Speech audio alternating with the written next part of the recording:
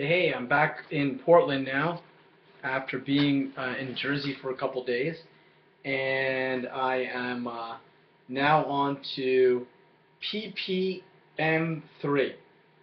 So that's Poetic Phenomenological Meditation number 3. Originally written February the 15th, 2004, and I hadn't yet started using this numeric system of cataloging that would come later around Chinese New Year. And that year, I think, was a little bit later in February. But that was the Chinese New Year of 4701. And I was kind of inspired, and perhaps I thought it was a bit clever to use that number as the number to document the year of this project, because in fact, the new year begins in February and runs through the following February.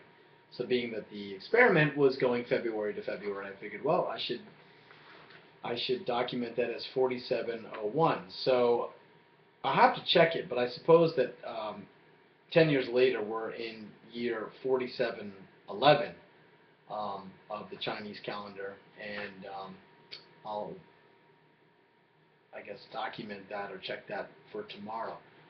But on this year, so I had 4701 as the first set of numbers, and then whatever the date was. So today would have been 4701.15.02, and this time around, the category I'm using to gather together the meditations is PPM, and then whatever number it is.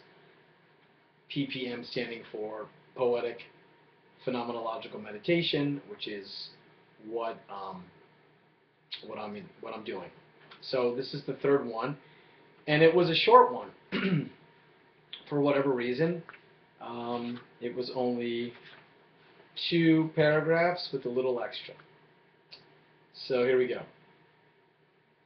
We seem to have turned the table, or at least to have added an element to evocative speech. Intensely attentive listening. But this added element has already shown itself to be part of attunement, specifically the hermeneutic character teaching. If, and here I'm quoting Heidegger, language determines the hermeneutic situation, unquote, it is only so when language appears in a dialogue, which is defined by participants who have given themselves over to the exchange. It's been clear from the beginning that the issue we are taking up is rooted in the phenomena of relationality. Our initial question concerning the turning was already bound to a relation.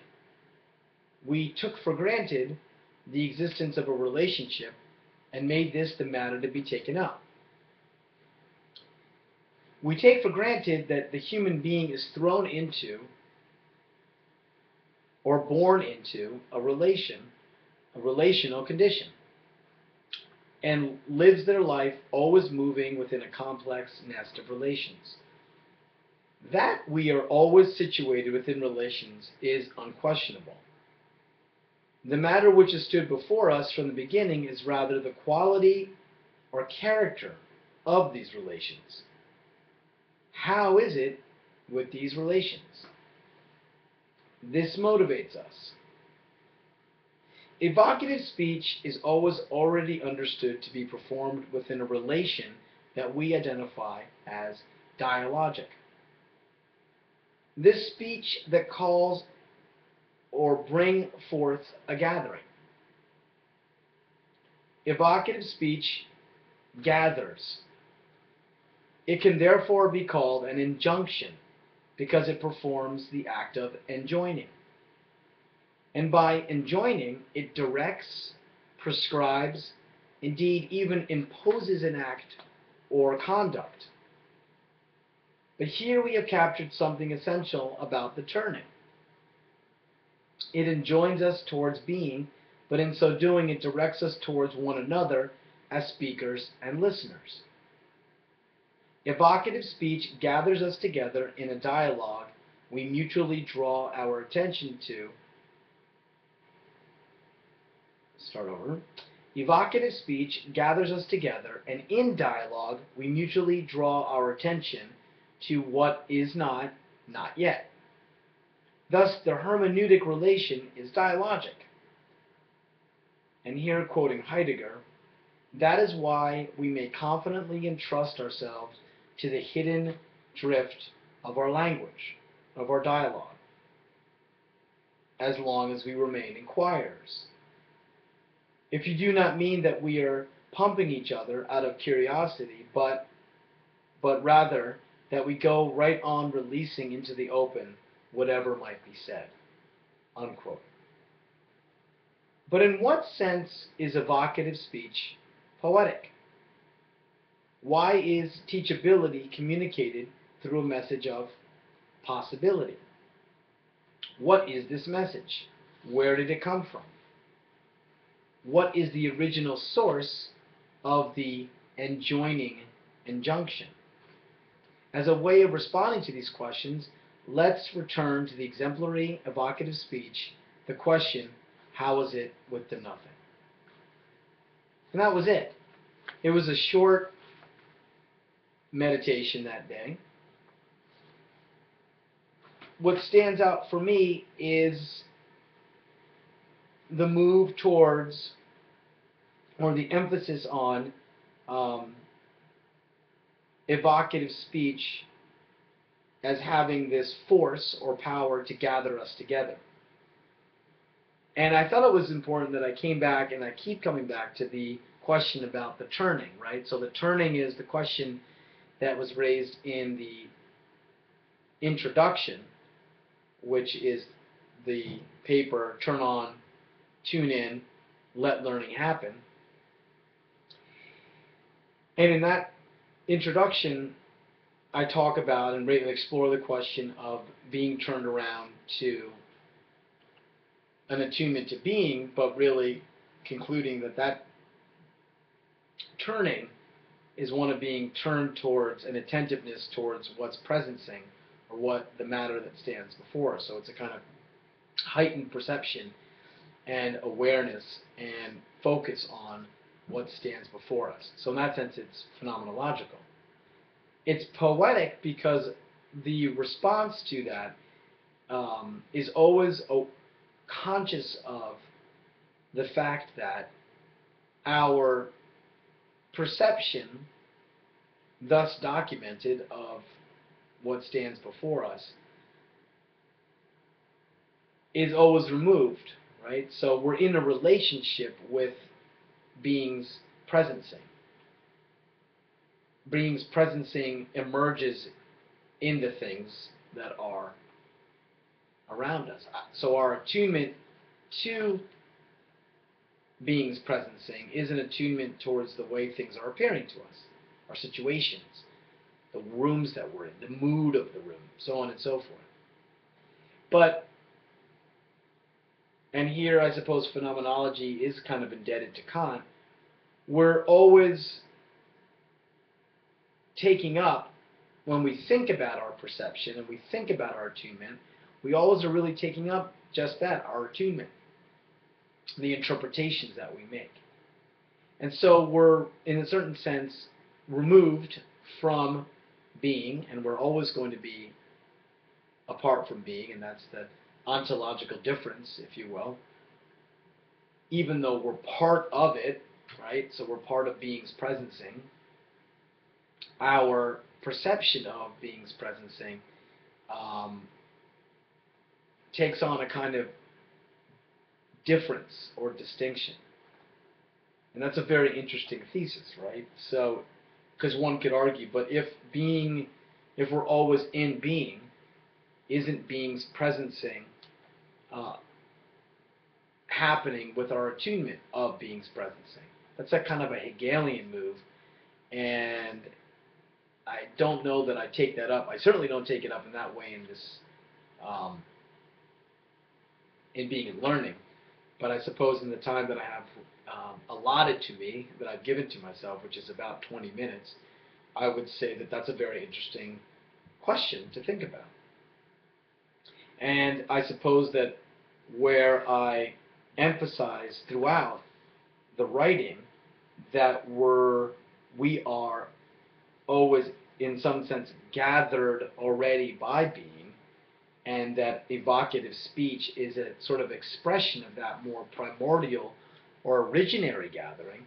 In that sense, I would have to concede, or I would be interested in exploring the thesis that, in fact, our attunement and our phenomenological awareness of being's presencing is, in effect, the presencing of being. And a paper I'm working on right now, where I'm trying to work out, in a sense, the genre that is expressed with this writing, with the poetic phenomenological meditations, and with Being and Learning as a collection of them. In that paper, an important move I'm making through Nietzsche is the one that talks about what he calls in Birth of Tragedy the annihilation of the subject in its experience with what he calls the primal unity. So in Birth of Tragedy, that happens through the Dionysian experience. And so in the paper, I'm talking about how, he sort of shows how the philosophy in its Socratic form, well, in philosophy then, the tradition of Western philosophy,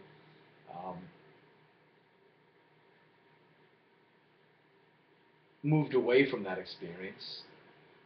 It stepped into a different experience, which is what he calls the ontology. I use the word ontology, but he calls it the theoretical man. I call it the ontology of the theoretical man.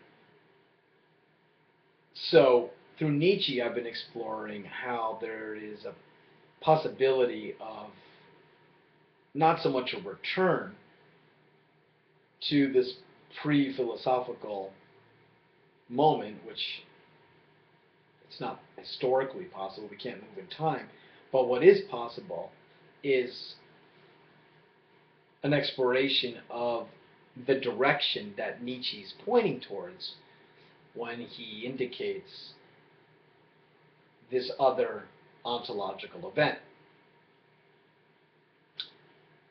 So what does it mean to talk about desubjectification? And what happens when we start to explore the primal unity? Well, one way to think about that, and one way I'm trying to work on that, is to say that what it gives rise to is a different kind of writing that follows from one that is presuming that one is being moved and one is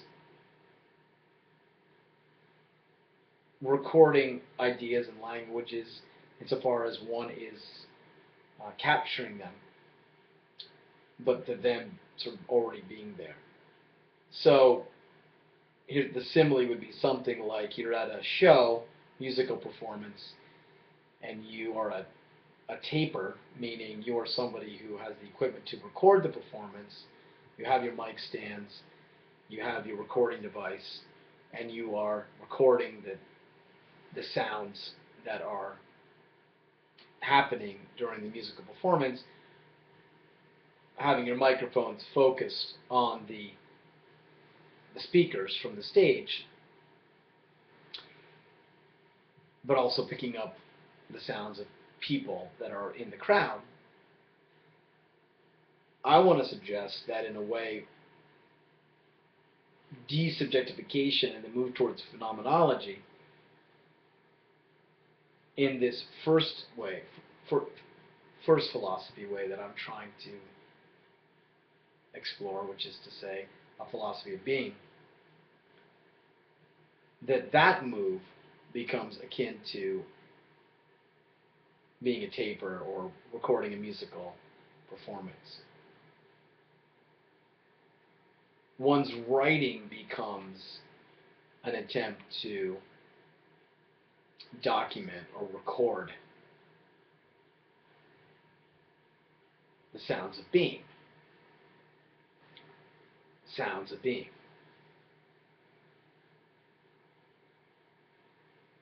And so these sounds of being manifest themselves in certain particular ways, but what I'm suggesting here, at least in this meditation, is that there's a certain way that being sounds when being is speaking human.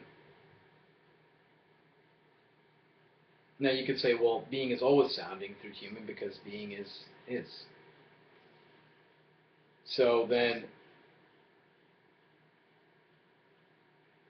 it would be being sounds a particular way when the human being is involved in learning. So the particular situation of learning happens when being sounds a certain way. And one way in which being sounds when we are learning is in the form of evocative speech. And evocative speech, then, is what I'm focusing on right now in my meditations, or I was at that time. That's where we are in the midst of the experiment. Evocative speech. Evocative speech gathers dialogue. Evocative speech always is expressing the excess of being, insofar as being is offering itself up as something for thinking, as food for thought. And for the human being, this excess is the basis upon which we make meaning. So the old question, what is the meaning of life, is a very straightforward one to answer, because it's not so much what is it in terms of there being an answer, but the whatness in that question of what is the meaning of life.